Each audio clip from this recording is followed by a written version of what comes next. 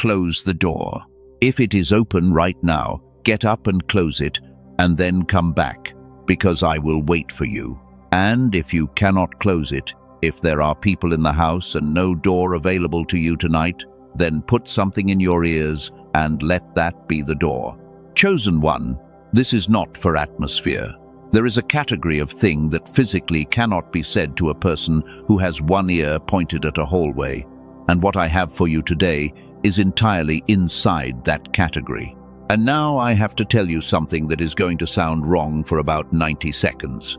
You have never been alone. Not company. I do not mean company, and I do not mean the divine presence. I mean something much stranger and much more specific than either. Think about the last time you were in an empty room, genuinely by yourself, working something out, and go back into that moment carefully, because there was somebody in there. You were explaining. You were justifying. You were running a version of a conversation with a particular person and watching their face while you did it. Or you were preparing an answer for a question nobody had asked you yet. That is not solitude. That is a rehearsal with an invisible audience, and you have been doing it for so long that you no longer register it as anything other than thinking, which means something I need you to sit down with. Every significant decision of your adult life has been made in a room with other people in it, not physically, structurally. There has been a committee present for every single one, and you have never once heard your own vote cleanly because it was cast inside a room where several other votes were being counted at the same time. So let me tell you what is actually in there with you. There are 3 voices running, and you believe all 3 of them are yours. The first is a defense. Its whole job is to predict how other people will react, and it speaks almost entirely in a future tense that has not happened. If I do this, then they will. If I say that, then she will. It is fast, it is fluent, it sounds like wisdom, and it has never once been right about the future, because nobody has. The second one is not yours at all. It was installed. It uses words you would never choose. It usually addresses you in the second person, and it says a very small number of things over and over with total confidence. You can identify its owner if you sit still for 11 seconds, and most people, when they finally do, are shocked at how clearly they can hear whose voice it actually is. And underneath both of them there is a third one. It is quiet, it is short, it does not explain itself, and it never argues, which is exactly why the other 2 drown it. It speaks in the present tense. It says things like, "Not this one," or "It is time," or "That is not true," and you know it. Chosen one, that third voice has been right every single time you did not listen to it. Every time. 16262. You can go back through your life and check it right now, and you will find no exceptions. And that fact alone should have made it the loudest thing in your head years ago. So here is what today is actually about, and it is not more information. You do not need another sign. You have had enough signs to fill a book, and they all pointed the same direction, and you asked for one more anyway. The problem has never been a shortage of instruction. The problem is that you have never been in a room quiet enough, for long enough, with the door actually closed, to hear yourself agree with what you already know. That is what the next hour is for. 3 things are coming to you before this ends. The first is understanding. You are going to learn the signature of each of the 3 voices so precisely that you will be able to identify which one is speaking inside 2 or 3 words. That is not a metaphor, and it is not a personality exercise. It is a skill, and you will have it tonight. The second is something you will feel rather than think. There is a sentence you have already thought, months ago, that lasted about 2 seconds, and that you have never said out loud to another human being. At a certain point in this message, I am going to walk you back into the room where you can hear it again, and this time it will not disappear. And the third is a tool, 4 steps, under 3 minutes, repeatable on any evening for the rest of your life. and its entire purpose is to give you access to the third voice on demand instead of by accident. There is one more thing I want in the room with us before we start. There is a name for what a person becomes once they can hear that third voice clearly. It is not chosen one. Chosen one is what you are. This is what you become, and it is the word I am holding until the last sentence of this message, because if I said it now, you would hear it as flattery, and by the end, you will hear it as a job description. But before any of that, let me give you something now, because you should not have to wait through a stranger building credibility before you receive anything. So, let me name something you have felt for years and have never had a word for. You are tired in a way that sleep does not fix. And I want to be careful because there are many real reasons for tiredness, and I am not dismissing any of them. But there is one specific variety I want to isolate, and you will know within a few seconds whether it is yours. It is the tiredness that arrives after ordinary social contact, not conflict, not a difficult conversation. A perfectly pleasant 40 minutes with people you actually like, after which you get in the car and something in you goes completely flat, and you sit there for a minute before turning the key. Most people explain that by saying they are introverted, and for some people, that is genuinely the whole story. But there is a different mechanism that produces an almost identical symptom, and it has nothing to do with how much stimulation you can tolerate. Here is half of it now. The full version comes later, where I can give it to you properly. That specific flatness is the cost of running a second person. Somewhere early, you learned that being read accurately was expensive. Maybe there was somebody whose mood you had to track to stay safe. Maybe you were the child who could tell from the sound of a car door what kind of evening it was going to be. Whatever it was, you developed an extraordinary capacity for anticipating what other people needed you to be, and you built a version of yourself that could deliver it on demand. That version is not fake. It is one of the most sophisticated things you own. It is charming, it is competent, it is genuinely kind, and it has protected you your entire life. But it costs something to run. It draws power continuously, and after 40 minutes of running it, you are not tired from the people, you are tired from the operator. Now here is the part that matters. That version cannot hear the third voice. Structurally, cannot.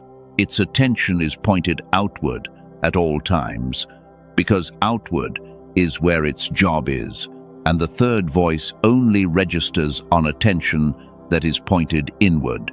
So, for as long as it is running, you are not just distracted from that voice, you are physically incapable of receiving it, which is why the instruction in the message you are hearing today is not "go be alone," it is "close the door," because the door is what tells that version it is off duty. And I want to mark this moment, because moments like this are worth marking. If you recognize the car park flatness, if you knew exactly what I was describing before I finished the sentence, then put 2 words underneath this message. Write, "Door closed." Not as a wish, as a report. Door closed. Then come back, because the next thing I have to do is teach you to tell the 3 voices apart. Here is how you tell them apart. And I want to start with the symptom, because the symptom is something you can verify against yourself before I explain anything. Ask yourself what you want, not what you should do, what you want, right now, about the thing that has been unresolved in your life for months. One of 2 things just happened. Either nothing came back at all, a blank where an answer should be, or 4 answers arrived at once, and they contradicted each other, and you could not tell which one to trust. Both of those are the same problem, wearing different clothes. You have been told a number of things about it, that you are indecisive, that you do not know yourself well enough yet, that you need to sit with it longer, which you have done for years, and it has produced nothing but a more detailed version of the same confusion. None of that is what is happening. What is happening is that you have three sources talking into one channel and no way to label the inputs. It is not that you cannot hear, it is that everything arrives unsigned. So, let me give you the signatures. This is the practical core of everything I am going to say today, and I want you to actually learn it rather than nod at it. I call them the three signatures. The first voice, the defense, has three markers, and it never hides any of them. It speaks in a conditional future. If, then, it is always describing something that has not happened, and it describes it with total confidence, and it describes it in detail. If I tell him, he will shut down for a week. If I leave, I will regret it in 5 years. If I try that, people will see straight through me. It is long. That is the second marker. The defense is verbose because it is building a case, and cases require argument. And it produces a physical sensation, which is the third marker and the most reliable one. It creates a tightening, chest, jaw, the top of the stomach. Something in your body narrows while it speaks, because it is preparing you to defend a position. The second voice, the inherited one, has completely different markers. It speaks in the second person. You always do this. You are going to embarrass yourself. You should know better by now. Notice that. Your own thoughts about yourself should not be arriving in the second person, and when they do, it is because you are hearing a recording of somebody who used to speak to you that way. Its vocabulary is not yours. It uses words that do not appear anywhere else in your inner life. Selfish, dramatic, too much, ungrateful, ridiculous. Every one of those words has a specific person attached to it, and you know which one. And it produces heat rather than tightening. Shame is warm. It rises. It goes to the face and the back of the neck. That is how you know which of the two is speaking even before you catch the words. And then there is the third. It is short, almost always under 6 words. That alone is nearly diagnostic, because neither of the other two can be brief. It speaks in the present tense, not what will happen and not what you always do. What is, not this one. It is time. He is lying. This is the one. It never argues, and it never repeats itself. And this is the part that breaks people when they finally understand it. The third voice says a thing once and then goes quiet, and the silence afterward is not agreement with whatever comes next. It has said what it had. It does not compete, and its physical signature is the opposite of the other two. Instead of tightening and instead of heat, there is a drop. Something in the middle of you settles about 1/2 inch. It is subtle. It is unmistakable once you know to look for it, and it is nearly impossible to fake, which is why it is the most trustworthy instrument you own. Now go back and reread the last 10 years with these in your hand. Think about the largest decision you regret. Which voice made it? I already know, and so do you now. It was long. Of course it was. There was a lot of reasoning. There were multiple scenarios. And there was a tightening in your chest the entire time you were deciding. And you interpreted the tightening as the seriousness of the decision rather than as the signature of the voice that was making it. Now, think about a time you did something that made no sense to anybody and turned out to be exactly right. It was short. There was almost no reasoning attached to it. You could not explain it to the people who asked, and you found yourself saying, "I just knew," which is the phrase people use when the third voice has spoken, and there is no argument to report, because there never was one. Chosen one, you have not been failing to hear.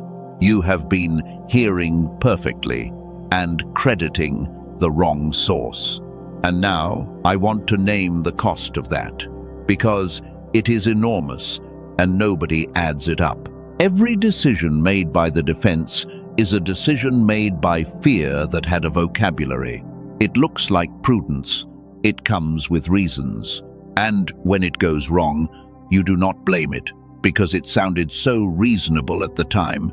So instead, You blame yourself for not seeing something you had no way to see. Every decision made by the inherited voice is a decision made by a person who is not in the room, and in a number of cases, by a person who is no longer alive. Sit with that for a second. There are choices in your life that were cast by somebody who has been dead for years and who never even knew the situation existed. And every time the third voice spoke and you overrode it, you did not do so out of rebellion. You did it because the other two were louder and longer and came with reasons. And a 6-word sentence with no argument attached does not win a debate. It was never going to win a debate. It does not debate. So here is what to do tonight, and it is free, and it takes about 11 seconds. Bring up the unresolved thing. Ask the question out loud, as a real question, in a full sentence. Then do nothing. 2 answers are going to arrive quickly. Both of them will be long. Label them as they come. That one is conditional future. That is the defense. That one is in the second person, and it uses a word I would never use, that is inherited. And here is whose it is. Then wait. 11 seconds is usually enough, and it will feel much longer than 11 seconds. The third one comes in underneath, short, present tense, and it will be accompanied by that half-inch drop somewhere in the middle of your body. That is it. That is the whole practice. You are not summoning anything. You are letting 2 loud things finish speaking so the quiet one becomes audible, which is exactly what closing a door does in the physical world. And you will notice something the first time you do it properly. The third voice will say something you already knew. It always does. It is not new information. It has been saying the same thing for a very long time. Now, I want to hold something in front of you before we go further, because it belongs here and not at the end.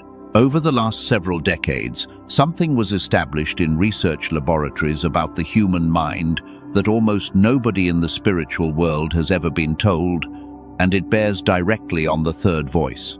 Not because it contradicts anything sacred, because it came in from a direction we are not watching.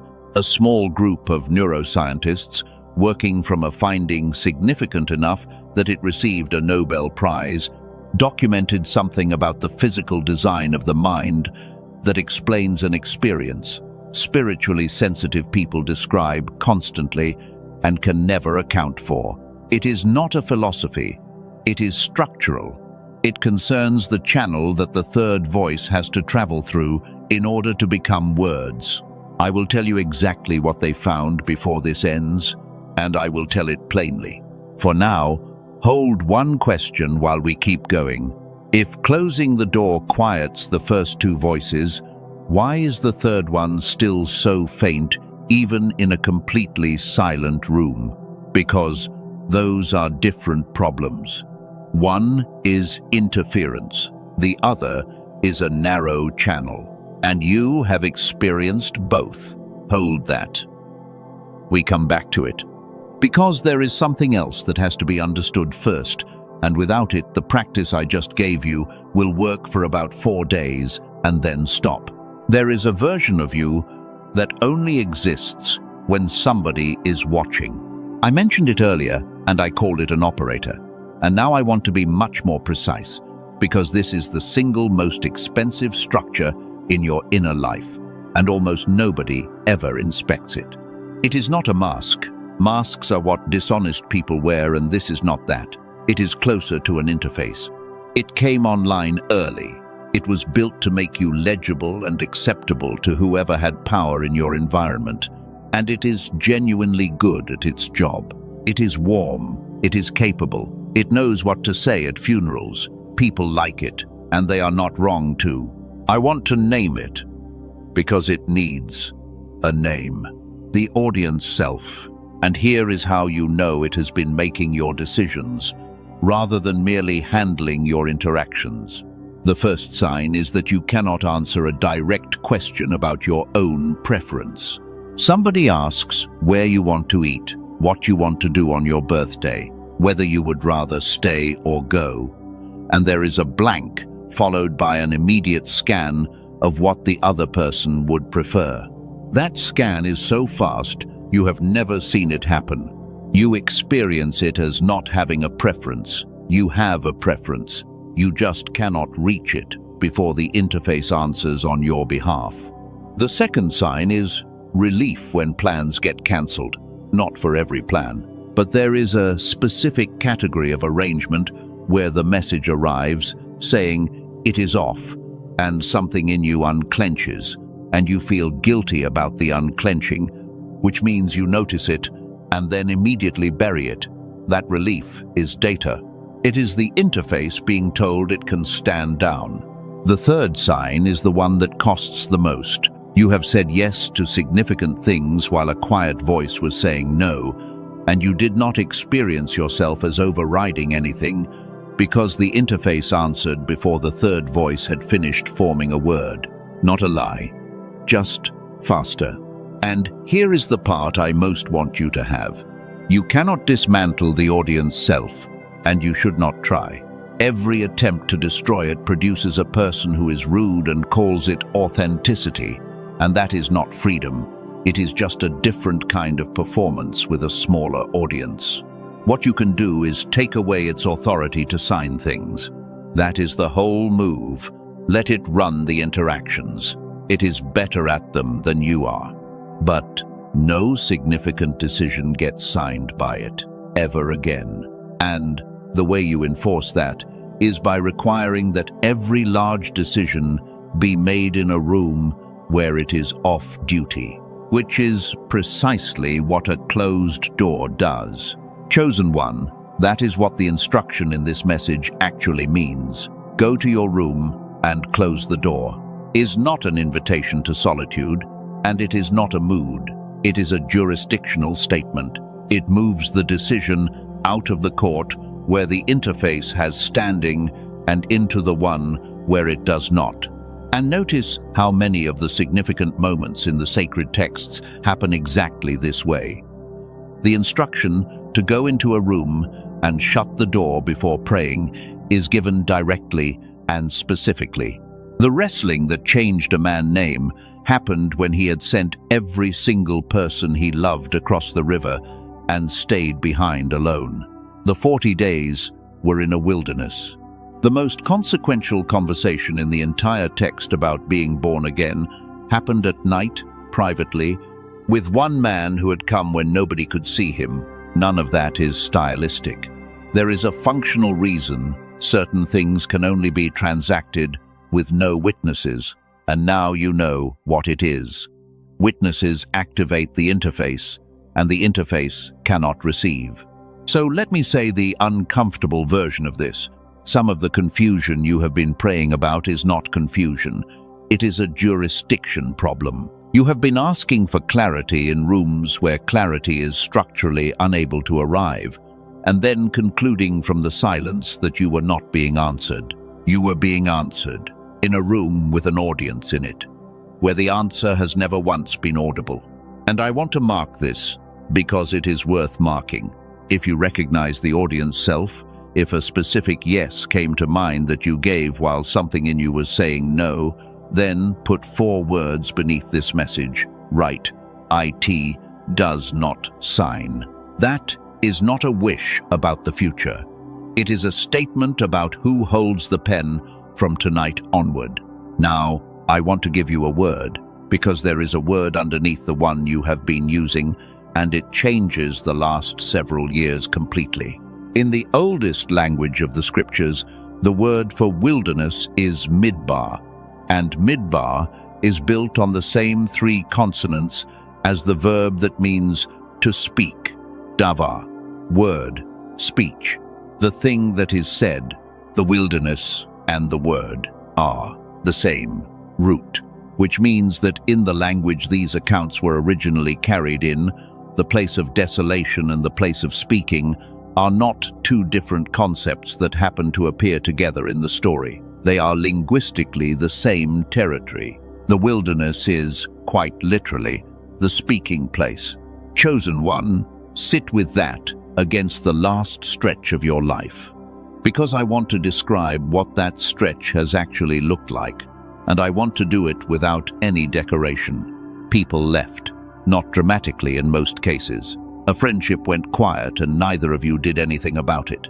A group you used to belong to kept meeting, and you stopped hearing about it.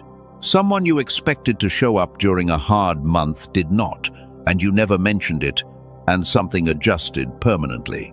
Your capacity for certain rooms dropped. Conversations you used to be able to sit inside for hours became genuinely difficult, not because the people changed, but because something in you would no longer run the interface for that long. And there has been a quality of quiet around your life that you have interpreted for a long time now as evidence that something is wrong with you. Here is what I want to put next to that. There are two things that look identical from inside and are opposite in nature. The first is isolation. Isolation is a severing. It has a bitterness to it, and it makes you smaller. The reliable marker of isolation is that it produces contempt. If the quiet in your life has made you harder toward people, more dismissive, quicker to write somebody off, that is isolation, and it needs to be addressed. And I am not going to spiritualize it for you. The second is separation. Separation is a removal from noise for a purpose, and its reliable marker is completely different. It produces tenderness rather than contempt. You find yourself more moved by strangers, not less. You cry at things that would not have touched you 5 years ago. You have more compassion and fewer relationships at the same time, and that combination has confused you for a while now. Because you cannot work out how you can be lonelier and softer simultaneously. Chosen one, if that is what has been happening, you have not been abandoned. You have been moved into the speaking place. I am going to name this one, the cleared room. A cleared room is what it looks like from the inside when the volume around a life is deliberately brought down so that something extremely quiet can finally be heard. Every departure feels like a loss while it is happening, because from the inside, a room being cleared and a room being emptied are the same event. The difference only becomes visible when something speaks. And now I want to tell you about a boy who got this exactly wrong, because it is the most useful mistake in the entire text. He was young, sleeping in a place of worship at night, and he heard his name called, and he did what any of us would do. He got up and went to the old man he worked for, because the old man was the only voice in his world with the authority to call him like that. It was not him. He was sent back to bed. It happened again. He got up again, went to the same man again. It was not him again. 3 times. 3 times the boy heard something true and attributed it to the wrong source. And the source he attributed it to was the inherited authority in his life, the voice he had been trained to answer to. And then the old man, to his enormous credit, told him the truth. That is not me. Go back and lie down, and if it comes again, answer it directly. Notice everything about the conditions. It was night. He was lying down. There was nobody else awake. He was not performing. The interface was completely off duty. That is the only environment in which he could have heard it at all, and it still took 3 attempts before the attribution was corrected. Chosen one, you have done the same thing more times than you can count. Something true arrived, and you handed it to the wrong source. You called it anxiety. You called it a whim. You said you were just being emotional, which is a phrase that almost always belongs to somebody else and not to you. And then you asked for a sign, because you did not recognize that you had just received one. Let me take you somewhere for a moment. Picture an evening about a year from now. It is not a dramatic scene. You are sitting somewhere ordinary, and something has come up that needs deciding, and it is significant. And watch what you do. You do not call 3 people. You do not make a list. You get up, and you go into a room, and you close a door, and you are in there for maybe 4 minutes. And when you come out, you are certain. not loud about it, certain, in the way people are certain about things they have actually heard, rather than things they have talked themselves into. Nobody else understands the decision. That does not create the wobble in you that it would have created 3 years ago, because you are no longer looking for a second signature on something that was already signed. Take one breath there before we come back. That version of you is not a personality upgrade. It is a person who learned to identify a voice. And that is a skill, and skills are acquired. And notice you are still here. Most people are not. Most people opened the door about 11 minutes ago because somebody needed something. You did not. That is not a small thing, and it is not a coincidence. So here is the third place I want you to mark, and this one is different from the others. Somewhere in the last few minutes, the third voice said something. It was short and it was in the present tense, and there was a small drop in the middle of your body when it happened. Put that sentence in the comments beneath this message exactly as it arrived, without adding anything to it or explaining it, and then write 3 words. Write, "I heard it." Do not clean it up. Do not make it sound wiser. The whole value of what it said is in how plain it was. Now the question I asked you to hold, and I want to warn you that this is the heaviest thing I am going to say today. If closing the door quiets the first 2 voices, why is the third one still so faint, even in a completely silent room?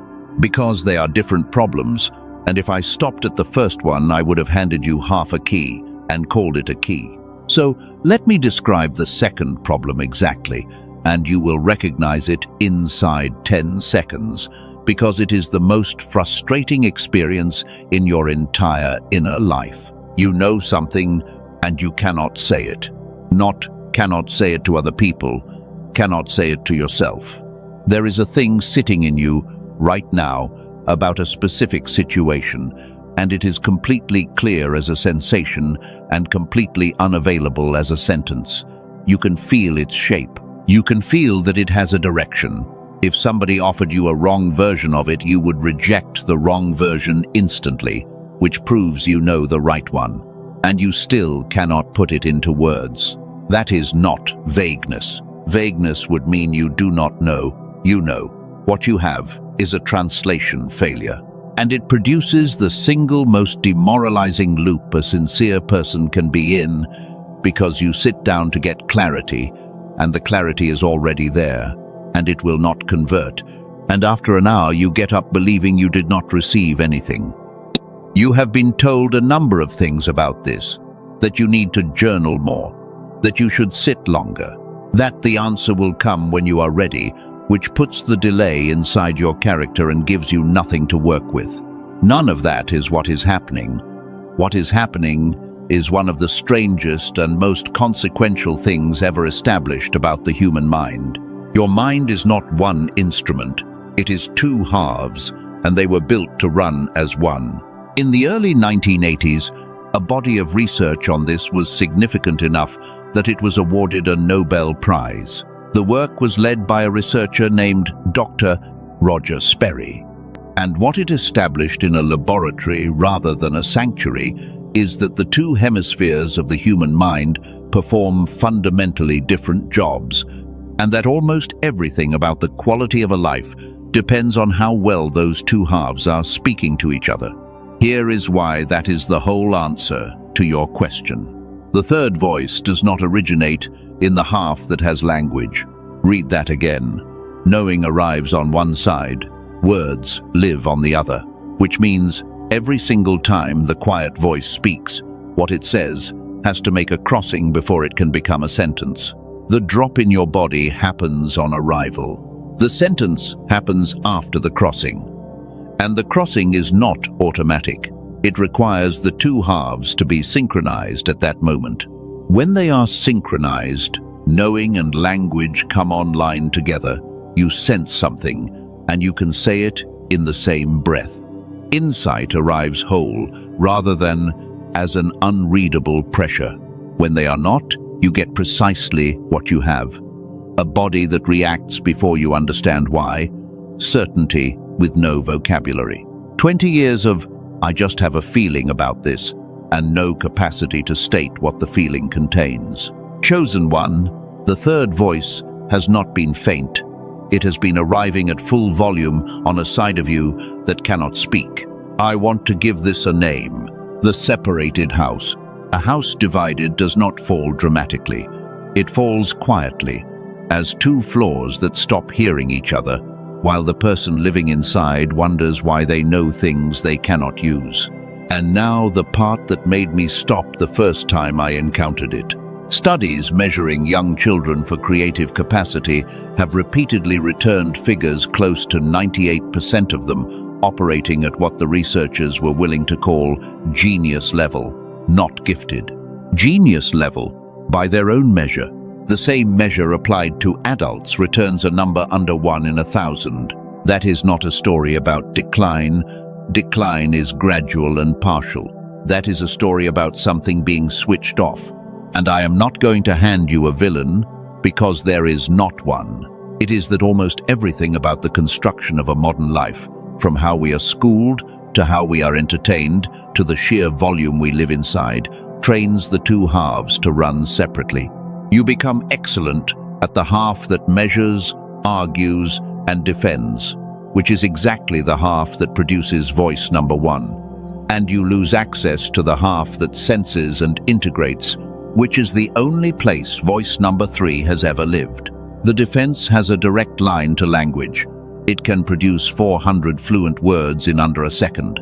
The inherited voice is a recording, and recordings replay in language by definition. Both of your loud voices are native speakers. The one that has been right every time is not. It has been trying to reach you through a narrowed channel your entire adult life. That is not a fair fight. That has never once been a fair fight.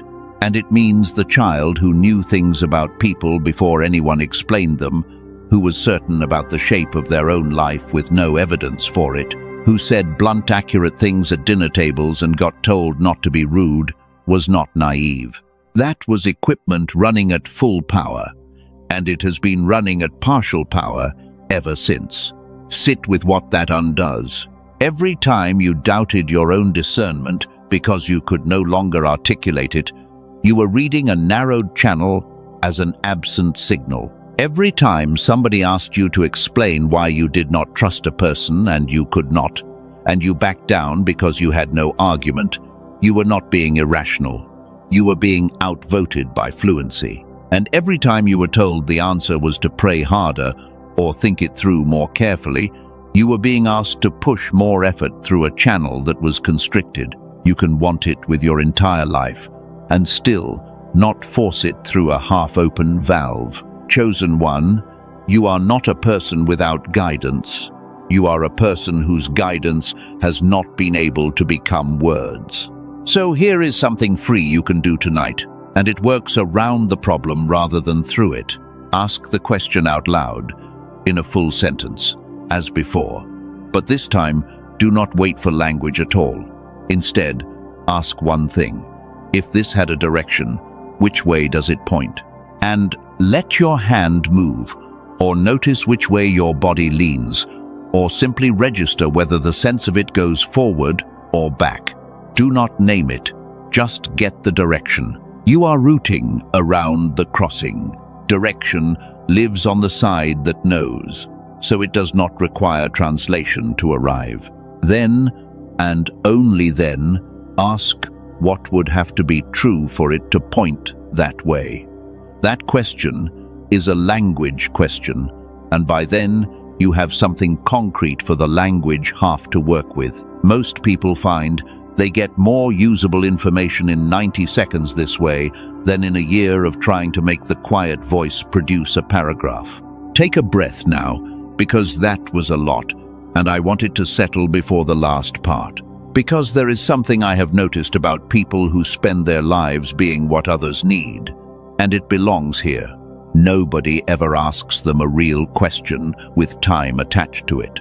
So they build a short version of themselves to hand out, and after enough years the long version stops being available even to them. That is not coldness. That is a filing system built by somebody who was never going to be asked twice. And I want to say one honest thing about myself before the final section, because I will not stand at a distance while asking you to come close. I do not know your situation. I do not know what happened in your family this year, or what the unresolved thing actually is, or who the second voice belongs to. There are people who will claim to know that about a stranger, and I am not one of them. What I have is a pattern, and it is old, and it has been accurate often enough that I keep carrying it to people. I say that because of what is sitting in some of you right now, and it has been sitting there since the 4th minute. It is not skepticism. Skeptics left already. What is here instead sounds like this. What if I listen and I get it wrong? What if I close the door and hear something and act on it, and it turns out to have been me talking to myself the whole time? Chosen one, let me answer that directly, because it deserves a direct answer. You have already been getting it wrong. That is the current situation. You have been acting on voice 1 and voice 2 for years and calling it discernment. The risk you are afraid of is not a future risk. It is the present arrangement. And the third voice has a property that makes it much safer than you think. It does not push. It says a thing once and goes quiet. Anything that pressures you, escalates, threatens, or repeats itself with increasing intensity is not it by definition. Urgency is a signature of the defense. The quiet one has never been in a hurry because it does not need to win. So the test is not, am I sure? The test is, what is the tone? And you now know the tone well enough to check. And there is one more room this opens. There is somebody downstream of you, and what they will inherit from you is not your teaching. It is which voice they watch you obey. If they grow up next to a person who consults a committee before every decision, they will build a committee. If they grow up next to somebody who occasionally goes into a room, shuts a door, comes out settled, and does not explain, they will build a room. Picture that person at 40, able to know a thing without needing 4 people to confirm it. You will not teach them that. They will absorb it from proximity. So here is the tool. 4 steps, under 3 minutes, any evening for the rest of your life. Do it with me now, instead of listening to me describe it. First, close something. A door if you have one, or your eyes, or both. And say silently, "This is not a conversation with anybody." That sentence stands the interface down, and it needs to be said because the interface does not stop on its own. Second, ask the actual question out loud as a full sentence in a normal voice. Out loud matters. A question thought is processed differently from a question spoken, and spoken is the one that gets an answer. Third, let the first 2 answers come and label them as they arrive. That is conditional future. That is the defense. That is second person, and it is using a word I would never use. That is inherited, and that belongs to a specific person. Do not argue with either one. Labeling is enough. A named voice loses its authority immediately. Fourth, wait and watch for the drop rather than for words. Half an inch, somewhere in the middle of you. When it comes, hold your attention exactly there for 3 breaths, and then, if a short present tense sentence forms, say it out loud once. That last step is the entire thing. Anybody can sit in silence. The drop is the confirmation that something arrived, and speaking it aloud is what carries it across into language so that it is still there tomorrow. That is yours now. It costs nothing, and it works whether or not you believe it will, because it is not operating on belief. And I want to mark this one, because this is the one that matters most. Whatever the short sentence was, put it in the comments beneath this message exactly as it came, and beside it write 4 words. Write, "I receive what is mine." Now, I have not called you fully yet. I have been saying chosen one for the last 40 minutes, and it is true, and it is the general term. There is a more exact word for what a person becomes once they can reach the third voice on demand, and it is the word I told you at the start I would hold until the last sentence. I am still holding it, but we are close, and when you hear it, it will explain something about your life that has never had a name attached to it. Before that, plain language for a moment, no images.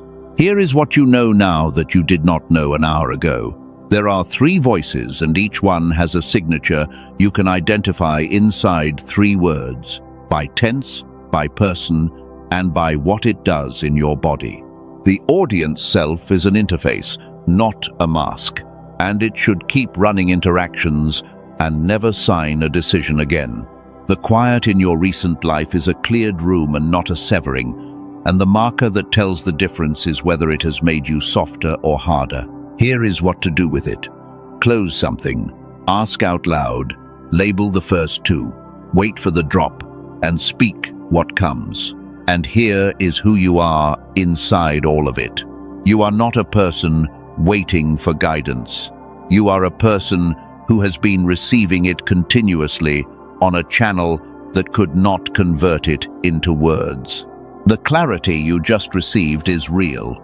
But clarity by itself has never widened a channel. And there is one more piece, and it is the piece that came out of a laboratory. Do you remember the question I asked you to hold? Why the third voice stays faint even in a silent room? I gave you the answer, and I told you it came from a laboratory and that it had been given a Nobel Prize. Here is the rest of it, and here is why I waited until now. A solution is only useful once you understand the full shape of the problem it solves. You now understand the shape. In 1981, the Nobel Prize in Medicine went to Dr. Roger Sperry for work, establishing something almost nobody in a spiritual community has ever been told. The 2 hemispheres of the human mind are built to operate in synchronization, and the synchronized state is not a rare peak or a gift some people are born with. It is the design condition. It is what the equipment is supposed to be doing during an ordinary Tuesday. What Dr. Sperry and the researchers who followed him documented is that in the synchronized state, a person becomes capable of things simply unavailable in the divided one. Knowing and language operate together. What is sensed becomes sayable. The gap between having an answer and being able to state it collapses. And they documented the other direction as well. Nearly every young child measures at that synchronized creative peak. Fewer than 1 adult in 1,000 still does. The pace, the noise, and the fragmentation of a modern life pull the halves apart slowly, over years, with no single moment you could point to. That is not a spiritual failure. It is a physiological reality, and it means something was taken from you at a level you were never given access to, and you have spent your adult life apologizing for the consequences of it. Let me tell you about 2 people before I tell you the rest. A woman from California described what her life felt like before any of this. A nurse, somebody who had tried every practice her community offered, prayer, journaling, sitting still in the morning, and who kept arriving at the same place. She believed the words. She could not feel the reality underneath them, not in her body, and not in the texture of her days. After about 10 days, she said something cleared. And the clearest way she could describe it was that a channel which had been blocked was suddenly open. Not because she tried harder, because the receiver had been repaired. A man from Texas described something adjacent. Someone who had spent years holding things together for everybody around him while his own interior life went thin. He said prayer had begun to feel like speaking into a wall. 2 weeks in, he woke up and described his mind as running on everything it was built to run on. The fog that had been so constant that he stopped registering it as fog was simply not there. That is because of what a team of neuroscientists led by Dr. Daniel Barone in New York spent years building. They took over an hour of clinical whole brain activation protocol, the kind used in specialized medical settings to restore synchronization between the hemispheres, and, through an intensive process of compression and refinement, they reduced it into an 8-minute targeted auditory sequence. 8 minutes. Headphones. Eyes closed. That is the entire physical requirement. They call it the Genius Switch. It is not a meditation app, and it is not audio designed to put you in a mood. The Genius Switch is a targeted auditory sequence engineered on the basis of that Nobel Prize research to reconnect the two hemispheres and restore the whole brain activation that was your default condition as a child. And if you have tried other audio in this territory and found it underwhelming, Dr. Barone addresses that directly. Most of what is sold in this space targets a narrow slice of the picture. What he and his team built targets hemisphere synchronization at the whole brain level, using a multi-layer protocol developed through years of clinical refinement. Different mechanism, different category of result. Now let me say something plainly.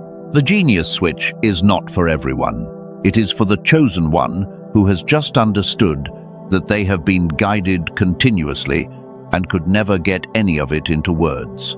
Who has been sincere for years? Who has gone into rooms and closed doors and come out with a pressure in the chest and no sentence? And who is now willing to stop calling a narrowed channel a lack of faith and start treating it as something with a specific address? Most people who hear about this will move on. They have accepted the reduced version of their own mind as permanent. You are still sitting behind a closed door at the 40th minute. That is not coincidence. Colleagues who reviewed it told Dr. Barone it would have been extraordinary value at $500, and they were not being generous. In-person neurofeedback runs about $300 an hour. A home unit is roughly $7,000. It was not released at $500, not at $200, not at $100. It went out at $49. And on the page where it is available, there is a further $10 off, which brings it to $39. 4 things are included at no cost. A guided visualization from a top-rated creator on one of the largest calm and sleep platforms. A grocery guide identifying 10 common foods that contribute to mental fog, with shortcuts that save most households over $100 a month. A classic text more than a century old on the inner conditions for attracting provision, and a printable set of the 5 habits that matter most for building the future you actually intend. All of it sits behind an unconditional money-back guarantee. Listen once, listen 80 times. If it does not do for you what it has done for more than 18,000 people, every dollar returns, with no conditions and no questions, and the 4 editions stay yours regardless. Here is the only urgency I am willing to give you, and it is not commercial. The direction has already been given to you. It was given some time ago, and you are carrying it right now, in the form of a pressure with no vocabulary. Nothing about that changes based on whether you act tonight. What changes is how long you go on being unable to say the thing you already know, and whether the room you close the door on gives you a sentence, or another year of silence you misread as absence. One thing worth naming directly. If you go searching the large audio platforms for anything with a similar name, you will find tracks. Dr. Barone and his team examined them. Most contain none of the underlying technology at all. Attaching a name to a piece of audio costs nothing. The mechanism is the entire difference, and the mechanism exists in one place. If your spirit confirms what has been described, the link is in the description beneath this message and in the pinned comment. Nowhere else. Read the whole page before deciding anything at all. It is laid out plainly. And now the thing that has to be said next. The tool does not replace God, it does not replace obedience, and it does not close the door for you. What is being spoken over your life is not conditional on any object and never has been. But a channel that has been widened gives what is already being said more of what it was designed to land in. That is all it is, and that is all it has ever been. The deeper current of this message is where we return now, and for the one who felt something move when the narrowed channel was described, that door stays open beneath this message. It is a small step, but small steps taken by somebody who can finally say what they know have changed entire seasons, and I will not mention it again. What is left belongs to something else entirely. You came all the way here, behind a closed door, with nobody watching. Most people did not. Most people opened it around the 11th minute because somebody needed something and it did not feel important enough to protect. You protected it. Nobody knows you did, and by everything we have established tonight, that is exactly the category of thing that counts. There is one thing I have kept back, and it is the thing I said in the first minutes. I would say last. It is a word. And before I say it, there is something that has to happen, because a word like this cannot be received by somebody who is still consulting a committee. So let us finish the way we started. Take a moment and notice how many times you already knew, not to feel regret about it, just to see it. The relationship you knew about 8 months before you admitted it. The room you walked into and something in you said leave, and you stayed another 2 years. The person you knew was telling the truth when everybody else had decided otherwise, and you were right, and you never got to say so. You were not naive, and you were not unguided. You were outvoted by 2 voices that had language, and 1 that did not. Now here is what I want you to set down, and it is not a circumstance. It is a sentence, and you have carried it since you were young. I need someone else to confirm this before it is real. That sentence is the door that has been standing open all these years. It is why the room was never actually empty, and it is not true. It has never been true. Confirmation is a comfort, and comfort is worth having, but it has never once been the thing that made something real. So let it go. Not your relationships. The sentence. Let it drop to the floor and feel what changes in the middle of your chest when the room finally has nobody in it but you. Now hear this and let it settle all the way in. You are not lost. You have been receiving continuously on a channel that could not speak. You are not indecisive. You have been outvoted in your own house by voices that were never yours. You are not alone. You have been separated, and separation is what happens in the speaking place. And the speaking place is where you have been living for the last several years without knowing what it was called. You are not waiting for a word. You have the word. And from tonight, you have a room to hear it in. If something in you rose while I was saying that, do not let it stay silent. Put 4 words in the comments beneath this message.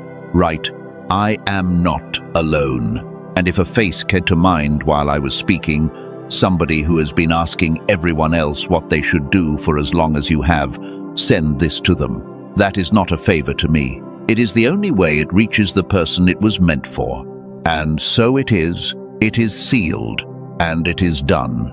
One last thing, and then I will let you go. If your spirit confirmed something earlier about the channel you have been trying to hear through, the path is in the description and in the pinned comment, and it will still be there tomorrow morning when the room is bright and you are thinking more plainly.